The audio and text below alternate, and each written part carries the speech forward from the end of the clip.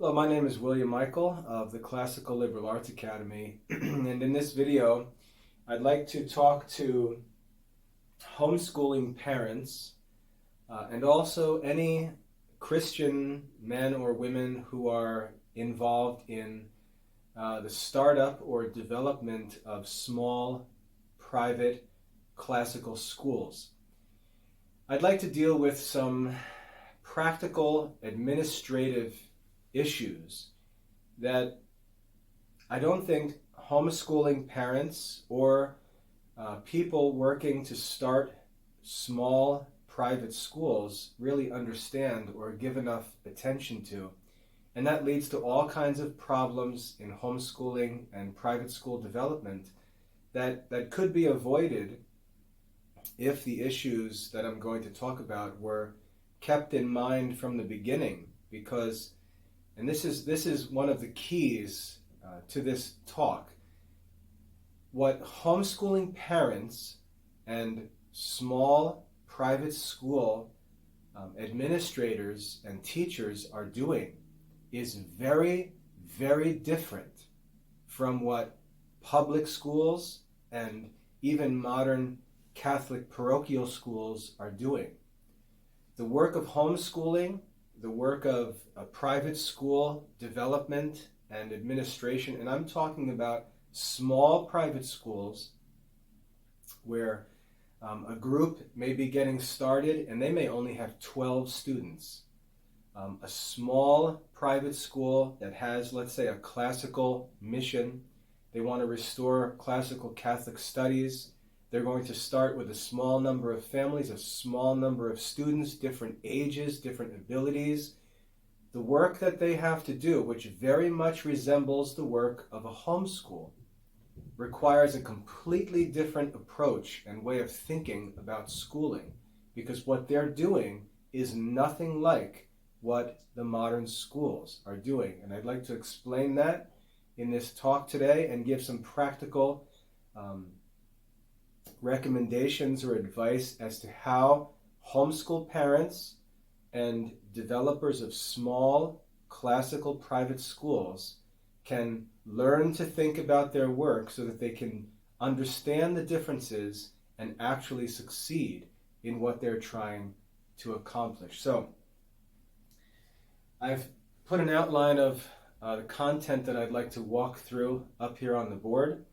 I'm not sure how long this video will run, but there's quite a bit to talk about, and I think it's going to be helpful.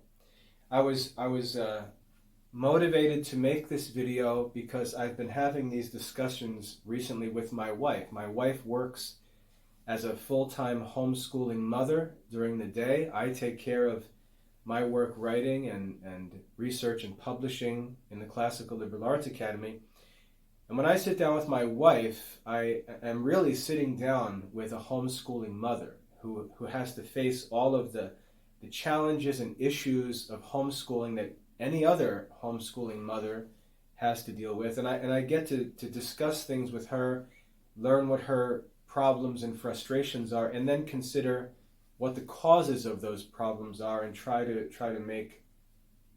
remedy those problems, find the causes and create solutions. And the content of this talk was the content of a recent discussion I had with my wife, and I think you'll find it very helpful. First of all, the question we have to start with is, what is the purpose of a school? What is the purpose of a school? And whether you're a homeschooling parent or a private school administrator, you have to understand very clearly what the purpose of a school is. When you choose to homeschool, you are creating legally a school at home. Your home is a school. It's legally a school, and you are legally the administrator of that school. But you have to ask the question, what is the purpose of a school? And what most homeschool parents think about homeschooling is completely wrong. They think that they're just going to lead their children through the modern school curriculum at home, or they're going to use a study program that is modeled on the modern public school, and they're going to use that program at home for a homeschool program. This idea of homeschooling never works, and it produces one result, and that one result is that the curriculum, the studies actually completed by the children, is continually dumbed down until the children are barely, if at all, completing the requirements of the local schools. Because if you choose as a homeschooling parent to try and use a modern school curriculum, and I don't care if it's called public school curriculum, I don't care if it's called a classical curriculum, I don't care if it's a Catholic curriculum, if it's a curriculum that's modeled on the modern public school model of schooling and system, it's not going to work as a homeschool program. It may get you through the state requirements and allow you to give your kids a diploma, but it's not going to fulfill the objectives that you know you set out to achieve when you chose to homeschool your children. You didn't choose to homeschool because you wanted to give your children a public school, a state high school diploma at home. And yet for many homeschool families, that's all homeschool ends up being, is a means of providing their children with the same diploma that they would have received had they attended the local public school. If you want to do more than that, if you want to pursue real Christian goals in education at home, if you want to pursue real classical Catholic standards of education, the kind of things that were pursued by saints and wise men in the past, whether you're a homeschool family or a small private school, you're going to have to learn to think about schooling differently and do things differently than the way they're done in modern schools. If you attended a modern school, you're going to have to learn to think about school and do things differently than you ever did them when you were in school. And that's a challenge. But you've got to start with this question and meditate on it, and then let that meditation run out into all of the practical details of what you do as a homeschool family or as a small private school.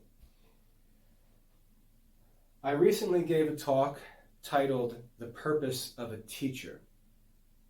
And if you haven't watched that video or listened to that talk, I recommend you take a break from this video and you take some time to watch that one first.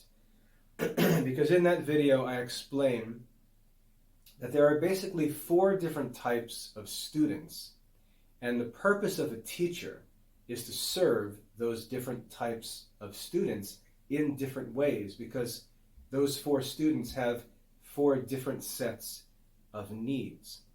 And the purpose of a teacher is to serve those needs.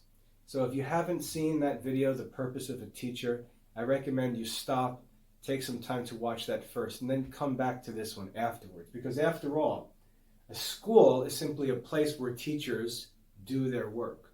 So we have to understand the purpose of a teacher first. And once we understand the purpose of a teacher, we can then get an idea of the purpose of a school, where there are usually more than one teacher. In a homeschool, it's similar. But like I said, if a homeschool parent doesn't learn what the purpose of the school part of homeschool is, they're going to get into all kinds of trouble. They're either going to run a chaotic mess that either gets them into trouble or fails to lead the children where they need to be led for high school diploma requirements. They're going to just quit and send the kids back to school as sort of an emergency escape plan.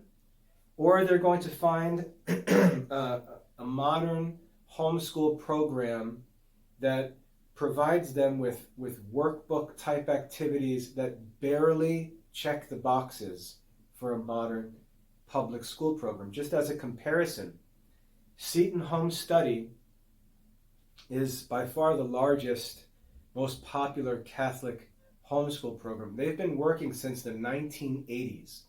So we're talking about 40 years of homeschool experience. And if you look on the Seton website, you'll see that they advertise that they're accredited, which means that they're approved by the same organization that approves public school education. So they advertise their accreditation, and this is after 40 years of work in Catholic homeschooling. They advertise that they're accredited by the secular accreditation agencies, same agencies that approve the public schools. And they advertise that their SAT scores are a few points higher than the national average. So in 40 years of work and development, a Catholic homeschool program is leading students to basically the same achievements as the children in the public schools. And remember, when we talk about public school children or the average student, we're including the children of gangsters, of prostitutes, of single-parent homes, drug addicts. All of their children and their academic work and numbers are included in these national averages. And we're going to compare the education of our children, the results of Christian education, in families where not only are there two parents involved, but the family in homeschooling is focused on education. And the end result somehow is almost the same scores as the public school average student. Catholic families should realize that something is wrong if that's true. Because we're comparing the achievements of Christian homeschooling families with the average scores of the American population. How can that possibly be the measure of Christian homeschooling? The standards are so low that when a homeschool family barely reaches the achievement level of the modern public schools, they talk about it like it's a success, because homeschooling has been so unsuccessful in separating Christian students from their peers, even peers who come from terrible circumstances. As an example, I was raised in an unbelieving family with parents who sent me to public school. My parents had no involvement in my education. I had no clue what I was doing when I was in school. I went to public school, did what the teachers told me to do, got C's on my report cards, and when I took the SAT the first time I ever took the SAT, I scored 1320 on the SAT. Having no clue what I was doing, I scored 1320. That score on the SAT is several hundred points higher than the average Seton homeschool student SAT score. How can that be possible in a family where Christian parents have dedicated the bulk of their life to the education of their children? Something's wrong, and Christians have to realize that something's wrong, because the good news is we can fix these things. We can fix these things, but it takes some real study and thought to understand what the problems are, what the causes of those problems are, and what the solutions are to those problems. And that's what I'd like to talk about in this talk. So bear with me if this gets a little long. If you make it through with me, you'll find this is very helpful. Okay, so the purpose of a school. There are 4 simple purposes of a teacher, which I talk about in that other video that I mentioned.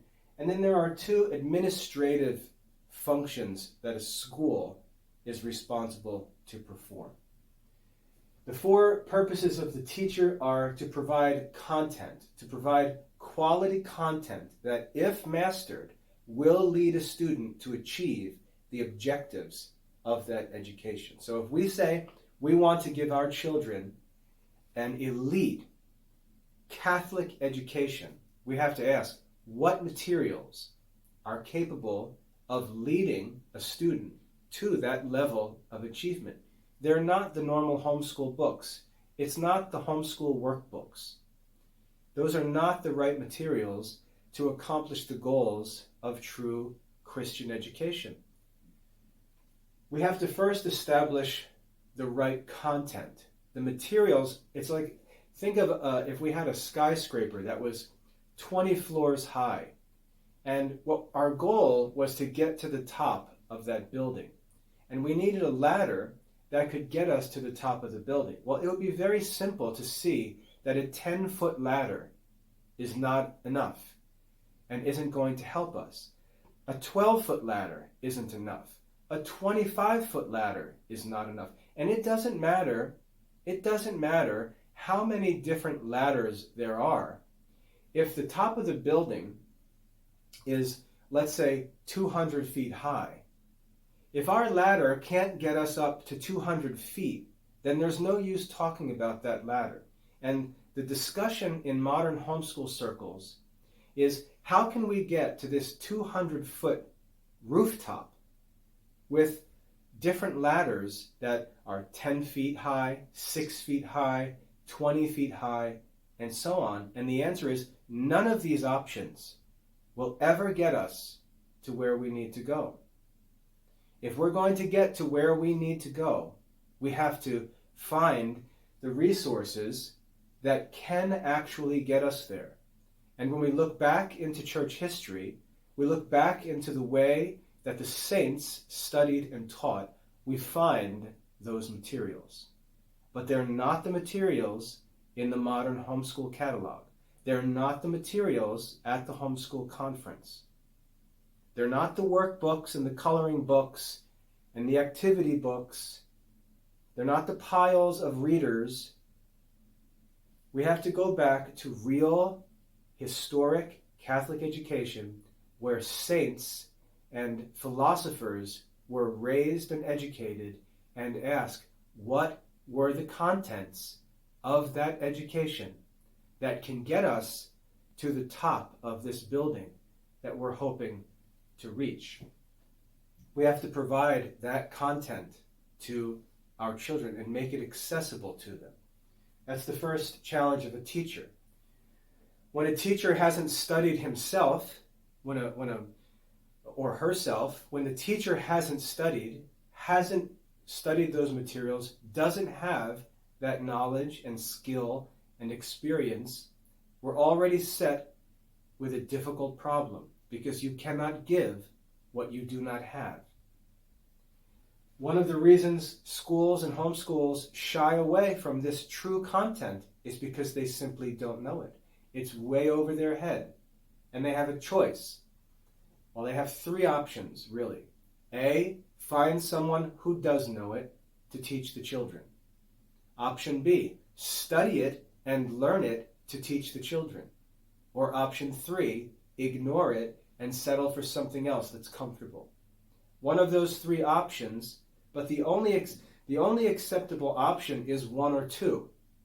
Either find someone who has studied it and knows it and can help the students learn it, or study it yourself and learn it along with your children. You're an adult. You should be able to learn faster than your children. And so there's no reason why a homeschool parent who gets connected with the right content can't walk students through it and learn it as they go. And reach out for help if they need help occasionally or with certain subjects. But a homeschool parent can do this. A private school administrator or private school teachers working together to start a new school can do that work. But the option cannot be ignore the true content and settle for what's comfortable for us as we are right now. That's not an acceptable option. So the school and the teachers have to provide children with the content that they need to achieve the goals of Christian education. They need to motivate students who lack motivation. They need to assist students who lack ability. And they need to provide companionship for students as they undertake this Christian work of study. These are the four purposes, or four parts of the purpose of a teacher. And as I said, I've talked about that in a separate video, so I'm not going to spend any more time talking about that.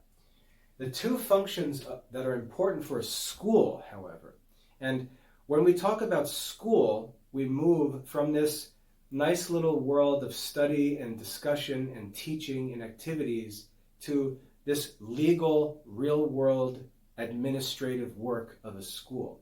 Because these things are affected by laws, by government regulations, and we have to honor these regulations and submit ourselves to these institutions and have real solutions for them, rather than spite ourselves and choose to ignore these things and then cause our whole educational program to suffer or to not exist at all, as we see with Catholic schools closing and nothing being created in their place.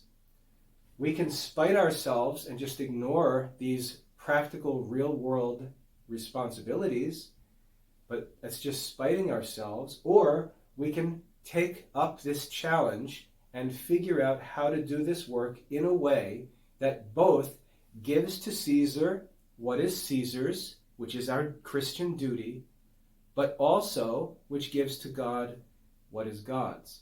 It's serving both of those purposes that makes a school a school. Anything else is just silliness. But if we can give to Caesar the things that Caesar requires of us, and at the same time, without compromising, we can give to God the things that God requires of us, then we'll truly have a Christian school. And that's the challenge. And many Christian schools are neglecting that. They are so concerned about what Caesar wants, and they're too lazy to think through how it can be satisfied, while also maintaining Christian standards of learning, because they're not willing to do that work or create those solutions. They simply submit to the requirements of Caesar and use it as an excuse to lower the standards in their Christian instruction and studies or culture. And that's simply laziness. There's no reason for that. The state does not require that we abandon our Christian mission in education, but as regulations evolve and change, those people responsible for the schooling have to constantly be thinking and working and adapting to satisfy those requirements without changing the Christian system of education. That's the challenge of school administration. Whether you're working to start a private school or whether you're a homeschooling parent, you have to stand in the middle between the government and the children, and you have to make sure that the government is served, because that's your Christian duty. You have to make sure the government is served with what it requires, and your children are served with what they require. That's the challenge of school administration. And there are two essential functions that belong to the school administrator. These things largely belong to the teachers. These two things are largely the responsibility of the administrator. For homeschools, this is where homeschooling falls apart. It's bad enough that the parents may not know the material to teach. They may not know the history of Christian education. They may not know Christian philosophy. They may not know what their children should study. That's one problem. We can solve that in 10 minutes. The bigger problem for homeschool parents is that They're not willing to do the work of learning the real material to help their children have the opportunity to have access to that material. That's a problem, obviously, with school administrators as well. When the administrator doesn't take the curriculum seriously and just leaves it for others to deal with because he just wants to talk at the school assemblies and shake hands. That's really not a school administrator. That's a business administrator or a politician. Assuming these things are in place, the school administrator is primarily responsible for assessment, that is, measuring the achievement of the students to make sure that they are actually mastering the content that the school says it's seeking to teach, the content that the school says is important. The school has to have ways and means of assessing individual student progress in the mastery of that content. And I said individual mastery. This modern idea where the school simply grades the students and pushes them along, this one has an A, this one a C, this one a D, and they all go forward, that's not school administration. That's not schooling. That's not educating children. Every student needs to have an A in the essential content. Every student has to learn and master the essential content. If there's content in your school curriculum that it's okay for a student to not master, it shouldn't be in your curriculum. If it's not important enough to demand that a student prove his mastery of that content shouldn't be in the curriculum. And so the first problem we see is because the content is so unnatural and unnecessary, but it's just purely intended to check boxes, which, by the way, may not even really exist. We don't even care if the children master the content. That's our own testimony of how insignificant the content in our school curriculum is, that we don't even care if a child masters it or not. That's not the objective of such a school. And you can already see the problem with that school.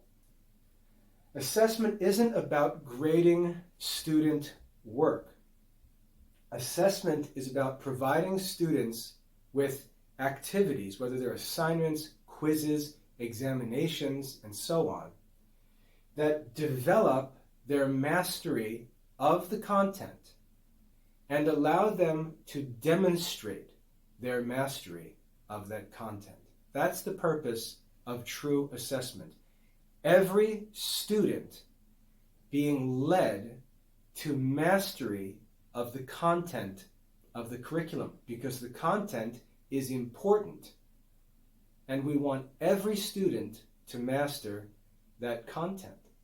We don't set the students on an artificial, time-based plan where all that matters is that the child has a diploma when he's 18 years old, and yet he's never mastered the content of the curriculum. That reveals the real nature of this school, that it's not concerned with educating children, but it has some other purpose. That's not the kind of school that any Christian parent or private school administrator should have any interest in. We understand why the public school does what it does, and unfortunately, Christians have imitated and followed that school model when that school model has nothing to do with Christian education. We have to develop assessment that leads individual students to mastery of the content of our curriculum. And secondly, we have to have some means of keeping records of that progress. Okay, so when we consider the purpose of a school, we realize that the Christian school cannot follow the same plan. They cannot follow the same plan. They serve two different missions. They have two different purposes. And as Christian school administrators, whether we're homeschooling or working in private school, we have to understand the purpose of a school, and we have to make sure that our work in education fulfills the purpose of a school. Now,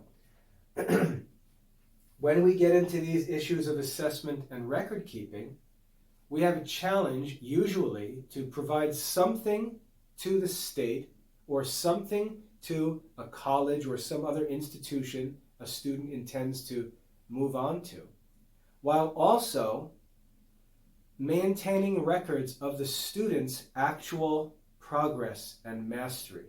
We have to do both. So the methods of assessment and record keeping have to serve both objectives. We can't just check the boxes and spite our children and boast about how we checked the boxes and got a diploma, because that's not the purpose of a Christian school. And at the same time, we can't pretend that all that matters is our daily activity with the children and ignore the requirements of the state or the college admission board or any other institution. We have to responsibly do both, or we're going to end up doing neither. This is the kind of thing that ruins Christian private schools and homeschools. And what I'd like to do is explain to you how you can avoid this error and how you can do both without compromising the Christian purpose of the school. So we want to talk about these issues of assessment and record keeping, state requirements, diploma requirements, college admission requirements, all of these practical, temporal, secular challenges, while also maintaining a true Christian education that aims for the top of the building and doesn't merely settle for whatever so long as we get the diploma. Okay? So let's work through these things. Now, when we talk about diploma requirements, most homeschooling parents have absolutely no clue what they're doing. And I see this because I'm involved with homeschool groups, discussion forums, chat rooms, and so on, where homeschool parents come on and ask questions, and homeschool parents come into these forums with absolutely no idea of how schooling works, how diplomas work, how credits or transcripts or anything related to educational administration works. And that they go into homeschooling, and I've talked about this many times, they go into homeschooling because they think, well, I don't want my son to be bullied at school. I don't want my daughter to face all of this kind of immoral temptation at school. I don't want my kids being in the presence of drugs. I don't want my kids fighting in school. I don't want my kids being taught things by teachers whom I don't know, who don't share my convictions. These are the usual reasonable reasons for getting into homeschooling. And the parents think, well, okay, since my intentions are good, everything is going to be good. And that's false. The work of education is extremely difficult work. And anyone who tells you otherwise is telling you that to get you to buy some product that they're trying to sell or sign up for their service. Education is extremely difficult work. And one of the problems I have when homeschool parents criticize schools, or when people who talk about starting private schools criticize schools, they'll say, oh, well, we don't like this school because of their policy on this. We don't like this school because they hired a teacher who believes this. And we can criticize parts and pieces of a school, but what's taken for granted and is often not appreciated is how many good things the school does for children. Just to start with the bare bones. When I grew up as a kid, I was largely left to myself. But I had to wake up every single day at 7 o'clock in the morning, and I had to hurry up, get dressed, get my stuff, and walk to school, because at 7:30 I had to be in homeroom, in my desk, or I got marked absent, got detention, couldn't go to sports practices. I lived as a public school kid under discipline. I always had a place to be. I always had somewhere where I was supposed to get to. I always had time requirements, time restraints, etc. And I was under discipline as a kid because of the public school system. I wasn't allowed to be bad. I wasn't allowed to curse and be immoral. If I got caught cursing, my teacher would give me detention. I'd have to stay after school. I'd miss sports practice, and my whole life would be upside down. I had to be careful. I had to follow the rules. I had to get good grades. If I didn't have a C average, I couldn't play sports. I was under discipline in the public school. And even just to have teachers supervising me all through the day, and have an occasional teacher who inspired me or was a good influence in my life, I received many, many good things from my school. That doesn't mean the school was good for me, because at the same time, I learned many, many evil things in that same school that I had to overcome and repent of when I became a Christian as an adult. So I would never, ever recommend someone send a child into a school like I attended. But at the same time, that school did many good things for me, and I would have been much worse off without the influence of that school. Now, when parents criticize the faults of the school and then resolve to homeschool, what they often ignore and don't count the cost of is how difficult that discipline is going to be to provide at home. And the loss of that structure and accountability and discipline and routine has a very detrimental or harmful effect on the child at home when he doesn't have that accountability to other people and other systems, where he's one of a number, where he's criticized objectively by a third party. To come home now and have mom not capable of maintaining that kind of order and structure and discipline and accountability creates a very serious problem in a home school that parents have to figure out how to solve. Because that's a very good influence in schools, and it's lost when kids come home. Okay, so while we're all ready and quick to criticize the schools that exist, to point out their faults, we can think about how we would remedy those faults at home.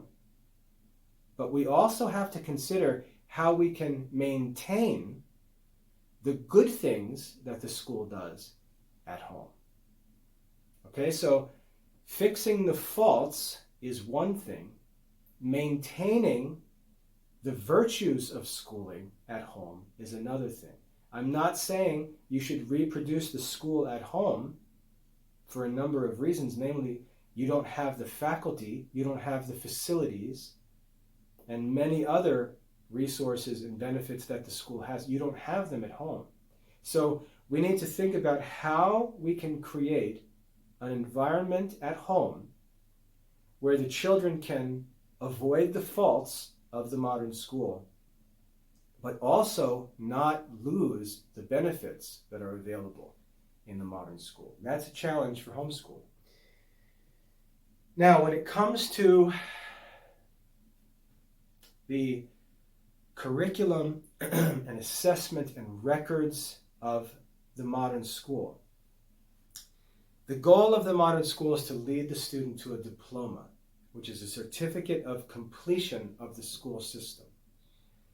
And this is the kind of stuff that many homeschool parents and even private school administrators don't understand before they get started. The high school diploma has a certain meaning in modern society. it's connected to a transcript. So there's really two important documents that come as the end product of a modern education: the diploma and the transcript. The diploma tells us that a student has completed some established system of education. The diploma simply tells us it's been completed.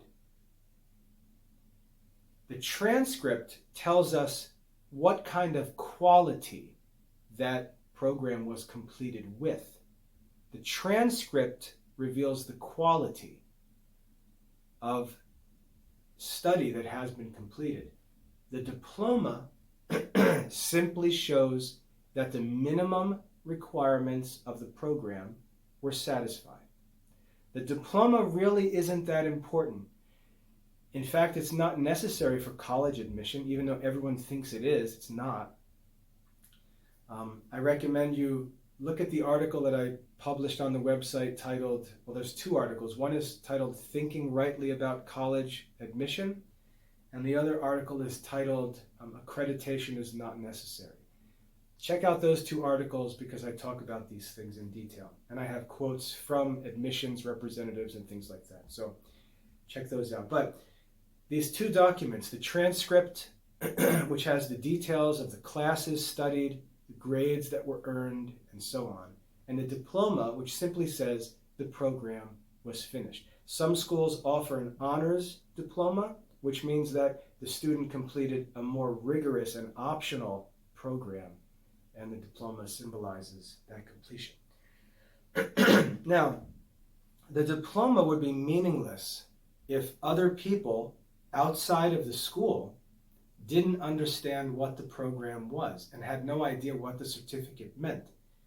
So this is where standards come in that establish sort of universal standards for what a high school diploma signifies, okay?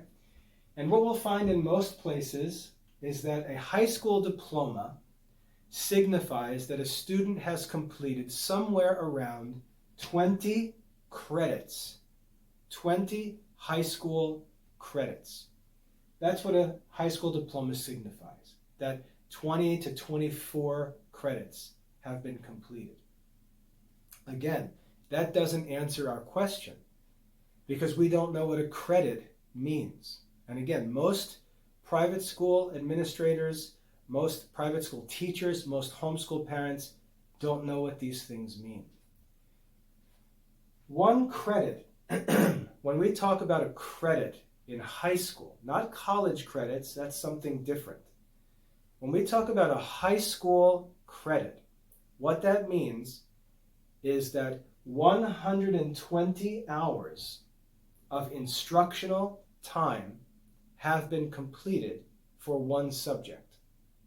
So if you went to a modern school and you took chemistry in your freshman year of high school, at the end of the year, if you passed the chemistry class, you received 1 credit for chemistry. And what that credit means is that you completed 120 hours of instructional class time in chemistry. Getting promoted to the next level was proof that you completed that course and got that credit for those 120 hours. Your grade for the course measured the quality with which you completed that credit. So you see the two things, the quantity of the credit, the quantity of the hours, and the quality of the actual work, the diploma and the transcript. One high school credit is equal to 120 hours of instructional time. Now, if we think about the modern school calendar, we have 180 days of school. 120 hours are required for each subject to earn 1 credit. So if we take every subject every day of the school year, so we have English, math, history, foreign language, science, social studies, every day of the school year, we'd have 180 days for each one of those subjects. Obviously, we do not need 1 hour per day for each of those subjects. We only need 120 hours. That's just 2/3 of 180. So what that means is this credit is equivalent to a 40-minute class in each subject every day of the school year. A 40-minute class for each subject every day of the school year. And this is why the school makes rules like a student is only allowed to miss 10 days. Because once the student has missed 10 days of school, now he starts to fail this hour requirement and cannot earn that 1 credit. So there are attendance requirements, and this is based on the idea that the student is going to attend a class for this subject every day for a set amount of time. And at the end of the school year, he will have completed 120 hours in that subject. And if the quality of his work is considered to be passing, he will receive the 1 credit for having successfully completed those 120 hours of instructional time. Okay? That's the idea of a high school credit and how it relates to time. To time. And this is where homeschooling and independent or private schooling gets into trouble. A homeschool cannot offer a system that works based on time. This time system was created for the public school system.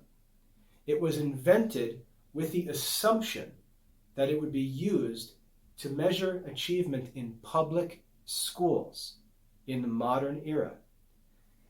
This system of measuring or assessing student achievement and recording student achievement does not work in a homeschool environment or in a small classical private school. And I'll explain why. The assumption here is that every student in the class meets at a certain time with a teacher with planned activities, and those students are marked for attendance, and they are subject to this timed classroom activity by this teacher who's licensed by the state. Everything is, you see how everything is organized around this goal of creating this record system, this measurement system for schooling. And if the student is present in the class, he's credited with that instructional time. And as his presence in the class increases day by day, he picks up all of this time, and as long as he earns a passing grade, he's credited with all of that time of instruction. That works for a class of students all doing the same activity for 1 hour or 40 minutes on the clock, managed by one teacher in one subject all together. And we can count that hour and that hour and that hour in mathematics, and then we can count that hour and that hour and that hour in language arts. And we have a time-based method of assessing and recording student academic progress. Completely artificial, and at the same time, entirely dependent on the quality of the content of the instruction and the ability of the teacher to teach, to motivate, to assist, to accompany students in that content. But when we look at the public school or any modern school and we see, wait a minute, that's not the content we're interested in, the whole system immediately crumbles because it's built around a set body of content, and that content is restricted by what fits into this system. Why don't schools teach reasoning? Because it will not fit into this system. Why don't schools teach religion? It can't fit into this system. There's only so many days, so many hours in the day. We only have the kids for 6, 7 hours. Language arts, math, social studies, science, one more that I can't think of. That's it. Time's up. We need time to eat. We need time to get some exercise. That's a full day. There's no more time. This time system limits the content. When we consider, again, we want to get to the top of that skyscraper, we're seeking the goals of Christian education, we cannot follow this time system. We cannot accept this content. And that's the problem with trying to have a Christian school follow the modern school model. It simply does not work. The way that our schooling works, when I'm a father, if I'm working with my children, I've got a 17-year-old, a 15-year-old, a 14-year-old, a 12-year-old, a 9-year-old, a 6-year-old. This system can't work. It can't work. There's no way to manage or measure my children's progress by time. Time what? Time doing what? Time for what? This isn't a modern school classroom. This is a diverse group of students, and that's the normal operating condition in a homeschool, but that's also going to be the normal operating condition in a small startup classical school. It's going to be a diverse group of students, multiple ages, different abilities. It's not going to be this assembly line, modern, large facility, large faculty, industrial system of the public school. And this time-based system is not going to work. And so Christians are challenged with finding an alternative, because at the end of the year, Caesar or the college is going to come looking for records that make sense within their system. Their system is a time-based system that does not serve the objectives of Christian education. We cannot submit to this system and pursue the goals of Christian education unless we, A, lie and pretend to do something that we don't actually do, which is evil, which many homeschool families do. They simply lie about what they've done. We could lie about it and pretend we actually have observed some kind of time-based academic system at home, which we haven't. Or we can find an alternative that allows us to serve the objectives of Christian education and honestly report our academic work to the state, to the college, and so on. But this work of finding this solution is the challenge of Christian school administration, whether you're a homeschool parent or whether you're a school administrator. And I'd like to share with you the solution to this problem. This is what I was talking with my wife about recently when she brought this question to me, upset because she just feels like she's always struggling between this dilemma of records and her own personal goals for the children spiritually and intellectually. It seems like she's being pulled in two different directions and there's never a solution. So I proposed the solution, and I admit it's something that I have to work now to develop in my own school program and in my own homeschool program, but it's something that I can share and encourage parents to begin thinking about with me so that we can solve this problem together. And I'm going to be implementing this in the Classical Liberal Arts Academy. Okay, so the problem is that the school is based on a time-based record measurement system. And that time-based system works in a class, in a school, but it does not work in a homeschool or in what's equivalent to a one-room schoolhouse, which is what a small private school basically should be. The time-based system is not going to work. And yet, time is the language in which modern education communicates. The modern educational department, the government system, the school system, the record systems, it communicates regarding education with respect to time. We have to accept that because that's the language of the state. And the state is asking us to record and report our academic work in a language that they understand, and we need to do that. The problem is that that system and that language is not the language that we should use in our homeschool or in our private school.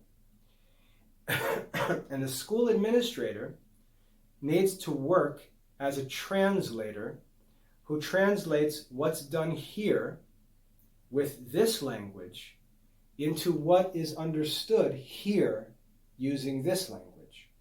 And that work of translating between the two different groups, two different systems, two different languages is the responsible work of the Christian headmaster or school administrator or homeschool parent.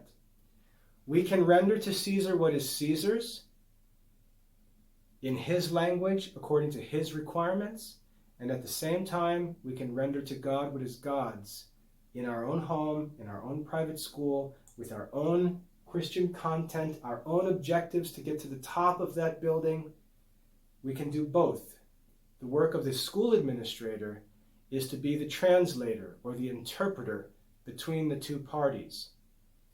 And it has to find a solution that allows this to be done. And here's the solution. When we ask the question, what is an hour? It doesn't make any sense in a homeschool setting where an hour of time doesn't necessarily mean anything. It's the same in a private school. The hour is not a unit of measurement in a homeschool or in a private school. The hour for us is not a significant unit of measurement, and yet it is the unit of measurement sought by the state. What we need to do, the solution for this problem, is to think of education not in terms of time or schedules, which is irrelevant, but in terms of what I call measurable tasks. Measurable tasks. That is, or I could call them significant academic tasks. I was tossing around the ideas of what name I should give to this to make it clear, but I think measurable tasks is the most helpful, but another I thought of was significant or meaningful academic tasks. We're dealing with a diverse student group working on different subjects, different levels, different courses, different study materials. That's how homeschooling works. That's how it should work. We should not try to oversimplify it, because to get to the top of the building, to achieve the Christian objectives, the content has to be real Christian content. We can't allow the content to be changed to fit into the government system. We have to stick to the original content. The children will be using different books, different subjects, different abilities, different places in different studies. Time is not going to be a useful unit of measure. We need to measure our children's work or our students' work. We need to measure it in terms of tasks. And these tasks have to have some time equivalency. So rather than trying to simply measure time, we need to measure tasks that are measurable tasks and associate those tasks with units of time that allow us to translate what we do into the kind of reports that the government can interpret and understand, that a college can understand. We don't need to compromise. We simply need to think of our children's studies and organize their studies around measurable tasks. So, I'll give you some examples. Attendance is the principal measure of progress in the modern school system. It's why attendance was so important. It's why there were bells and buzzers and schedules, and as a kid, you lived in constant fear of the next question because the whole system was based on time and attendance. Your attendance was your record. That's useless in a homeschool. Attendance doesn't help with anything, doesn't assess any achievement. A measurable task would be a quiz or an exam. So let's say in one of my classes, let's say in Latin Reading 1, I have a quiz for the first lesson. First 5 verses of the Gospel of John in Latin need to be studied. All the vocabulary needs to be learned. And then there's a quiz at the end of the lesson. And the student has to earn a 90% to pass this quiz. Now, I can estimate how much time it will take a student to study that lesson and prepare at a high enough level of quality to earn a 90% on a quiz. So I can say, passing this quiz is a measurable task. Not taking the quiz. Taking the quiz is not a measurable task. Passing the quiz is a measurable task. And I could say, yeah, it would take 3 hours of study to pass that quiz. And so every time the student passes a quiz, he can be credited 3 hours of study time, because that task is equivalent to what would be 3 hours of instructional/study time. Okay? A quiz is a measurable task. It's a measurable task, but we still have to determine the equivalency of instructional time. Okay? So that still remains another responsibility we have to work out. Memory work. Memory work is a measurable task. If I tell a student, go study lesson 4, the kid goes to his desk, he sits down with his book, and what does he do? What does it mean to study? I have no idea what he's thinking about. I have no idea if he's reading his book or if he's just looking at his book daydreaming. I have no idea what he's doing. If I look and see him staring out the window at a random point during the class time, I don't know if he's been staring out the window for 10 minutes or if he just happened to glance out the window when I look. I don't know. And there's all of this uncertainty because study is not a measurable task. But memory work is a measurable task, because I can say to the children, there are 4 questions in this lesson with answers, and you should read the question and memorize the answer. And it should take you, let's say, 20 minutes per question to memorize the answer. So when I check your memory work, for every 3 questions you memorize, you'll be credited with 1 hour. The hour is the equivalent of this task, a measurable task, to recite to me the memory work which you could not possibly do had you not read the lesson, studied the material, watched the video, etc. And I can associate the measurable task with an equivalency in time. All right? That's another example. Notes and written work. Let's take a class where there's reading to be done. And you can say to the students, okay, students, for this lesson, you need to read the lesson. That's not a measurable task. Reading a lesson is not a measurable task.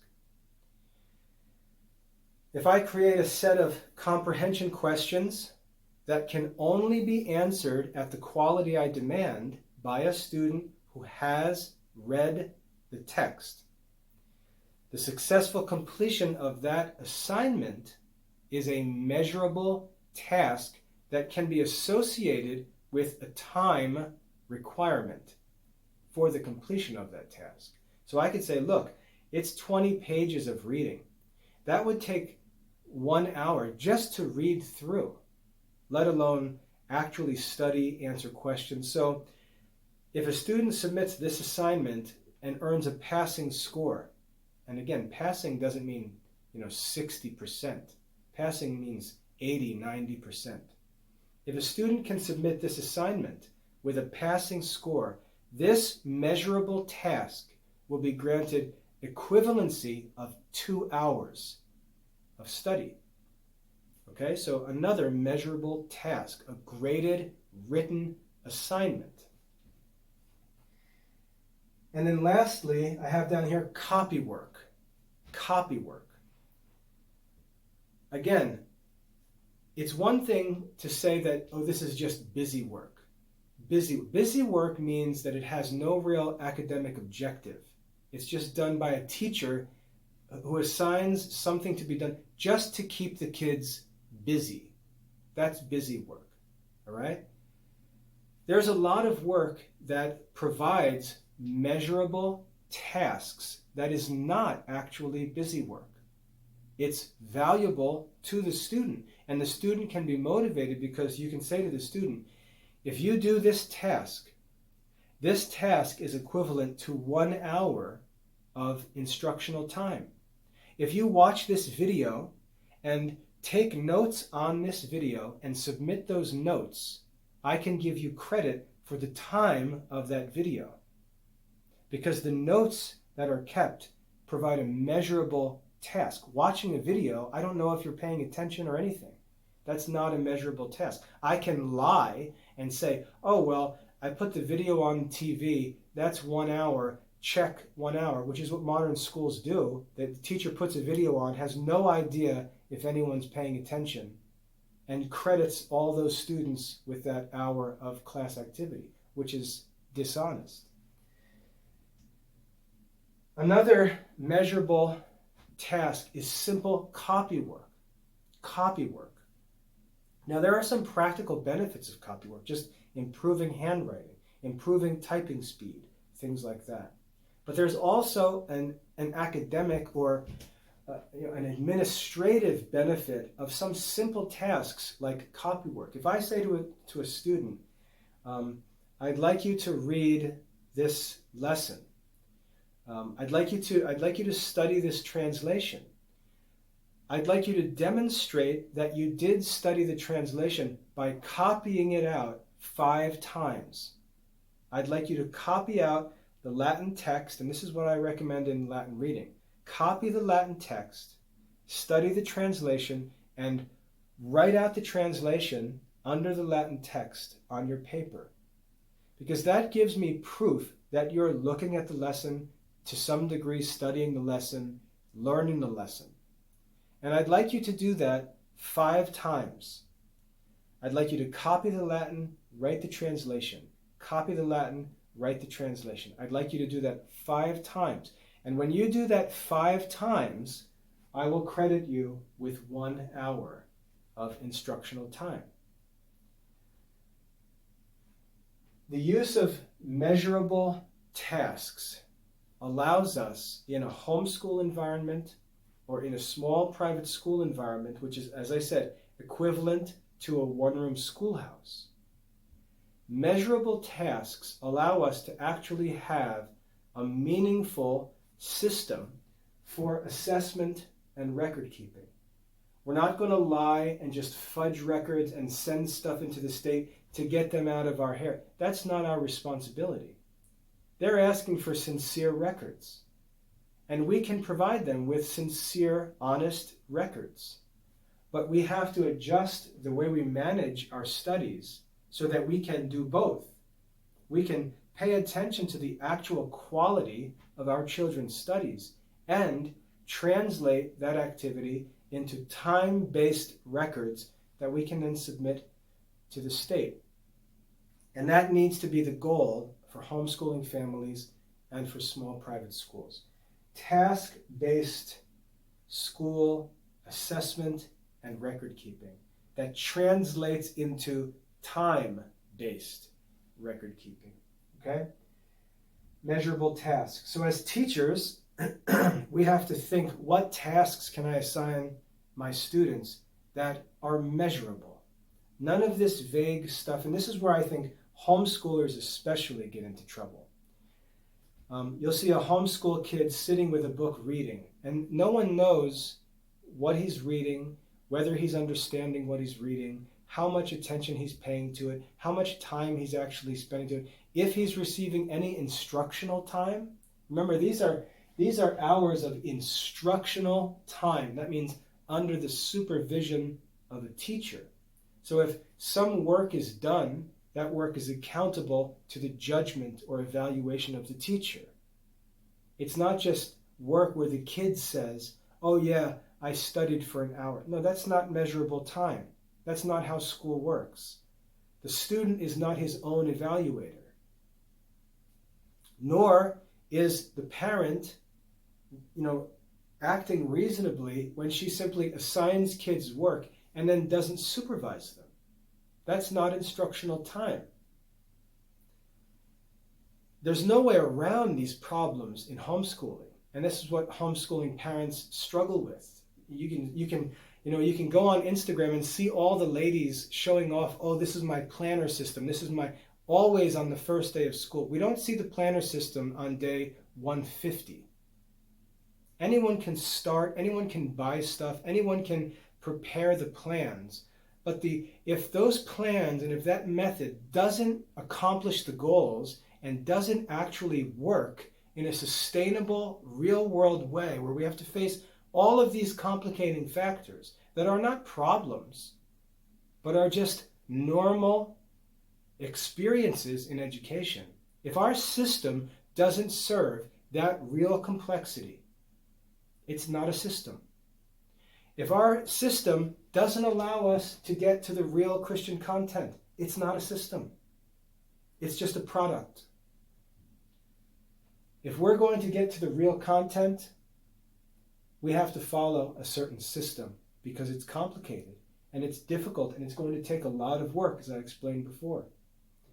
And if we're going to assess our children's mastery and record their academic progress as we're required to do, the system that we use, the method that we use, has to actually work and be significant and be sustainable. If it's not, then it's not a system. If we have to choose one or the other, it's not a system. It's not a solution. The only solution we can accept is a solution that actually serves both purposes, as I've explained in this video, allows us to honestly and responsibly provide Caesar with what is Caesar's, to give the state what it requires, because that's the right of the state. But at the same time, attends to the real spiritual and intellectual needs of our children without compromise. It has to do both. The time-based method of the modern school does not allow us to do both. Private schools and homeschool programs that organize themselves based on a time-based method will not serve the content of a true Christian education. Look at the curriculum and ask yourself, is this what St. Thomas studied? Is this what St. Teresa of Avila would teach? Is this what St. Benedict studied? If this is not what the saints studied, if this is not what the saints taught, then why are we accepting this as the content of our Christian education? It makes no sense. The reason we're accepting this is because we're allowing this time-based system to take over Christian education when it has nothing to do with Christian education. And the work that needs to be done by school administrators, they're simply neglecting that work and pretending that they just have to go along with what the state asks for. And that's why we can only do this, and we can only study these days, and we can only use this book and this program because we have to. And that's not true.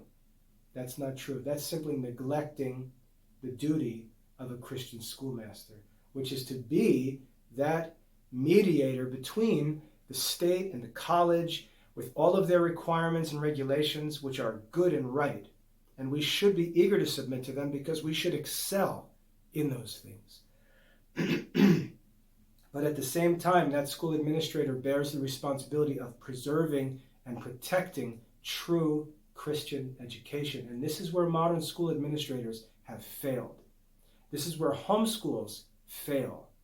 And we can see that by simply looking at the content that the children are studying and comparing it to what was considered Catholic education throughout history.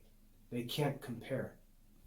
So, the solution to this problem, and in sharing this solution, I'm not saying that, okay, great, we've got the solution, we're all done. I'm introducing this as the solution and saying, this is just the beginning of a solution that now needs to be worked out in practice. And as I said, I'm going to be working to implement this solution in the Classical Liberal Arts Academy so that all of the tasks and activities are assigned a certain equivalency of time, of instructional time. That takes into consideration the need to study, watching videos, taking quizzes, completing graded assignments. All of these different tasks and activities, I'm going to work with the students and with the parents to establish realistic time equivalencies for these things. I'm going to add a question onto every assignment which asks the student, how much time did it take you to study and complete this assignment? And if the student passes, produces quality work, and I look and see that the student says, it took me 2.5 hours of work to study and complete this assignment at a level that was satisfactory. And then when I get the next assignment, I'll be able to see the time that that student says, and I'll be able to start collecting data about how much different assignments and study tasks require, and I'll create a way of tracking this equivalency in the system. I already have ideas for how I can do that. But this will allow us to focus on the ground with our children, with our students, to focus on tasks, which are all that really matter, and sort of invisibly in the background be providing the information that the state needs based on time. Okay, so I have a solution in principle of how this can be solved. I have ideas about how I can actually implement this solution and make it a reality, and I'm going to be working on that in the Academy, and you'll start to see this work itself out in the Classical Liberal Arts Academy. But whether you use the Academy program or not, you're still going to have to deal with this problem. If you're a homeschooling parent, you're still going to have to deal with this question of why in the world are your children, in the name of Catholic education, studying such watered-down nonsense and pretending that this is some kind of traditional Catholic education, when you honestly know that that's not true. And the reason is because the program that you're buying materials from is just lazily submitting to this modern secular standard and not actually doing the work to provide you with a real solution. And you can't accept that. You have to seek a real solution. And the solution is what I've explained, a task-based system that serves the true content of classical Catholic education. Now, you can find that in the Classical Liberal Arts Academy, and it's going to be the easiest way for you to pursue that. And as a parent, you're welcome to study as you're going to need to provide that content, and you have help in offering it to your children. So when I look at the options in homeschooling, there's a reason I started the Classical Liberal Arts Academy in the first place. It's because there were no options. If you share the goals I've talked about in this video, there are no other options. If you struggle with the challenges I've talked about in this video, there's no other options. And if we work together, we can create these options, we can solve these problems, and actually do for our kids what we say we want to do when we first set out to homeschool them. And that's to give them a true Christian education. So, that's a lot of information. As I said, the solution in principle is one thing, the solution in implementation is another thing. And I'm going to be working on that on my end, and I think that I can achieve that. As I said, I already know how I can pursue it. It's just a matter of getting it started. But that's the problem that I see in homeschools.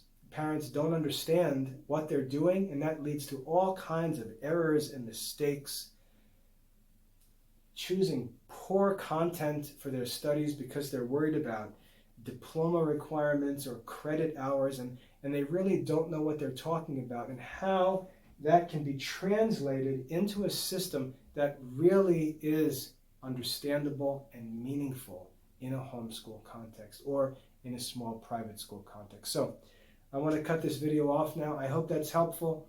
If you'd like to discuss any of these things or get into the practical nitty-gritty details of how to do this, please contact me.